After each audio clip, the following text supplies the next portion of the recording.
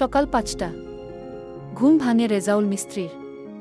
চোখে ক্লান্তি, শরীরে ব্যথা, তবু উঠে পড়েন। ৮০ কিলোমিটার দূরের কাজের জায়গা, বাস ধরতে হবে সকালেই। বাড়িতে স্ত্রী, ২ ছেলে, তাদের আশায় বুক বেঁধে অপেক্ষা। রেজাউলের হাতে নেই স্মার্টফোন, নেই দামি জুতা, কিন্তু আছে শ্রম আর ভালোবাসা। তাকে কেউ চেনে না শহরের ভিড়ে। প্রতিদিন সে হাজার ইটের নিচে নিজের স্বপ্নকে আগলে রাখে। সে বলে না আমি ক্লান্ত, কারণ জানে তার না থাকলে সংসার থেমে যাবে। একদিন বৃষ্টিতে কাজ বন্ধ, তবুও ফিরে এসে বাজার করে। স্ত্রীকে বলে আজ একটু কম আয়, কিন্তু তোমরা খেয়ে নিও। ও সন্তান দুটো কাছে এসে বলে বাবা তুমি হিরো। রেজাউলের চোখ ভিজে যায়।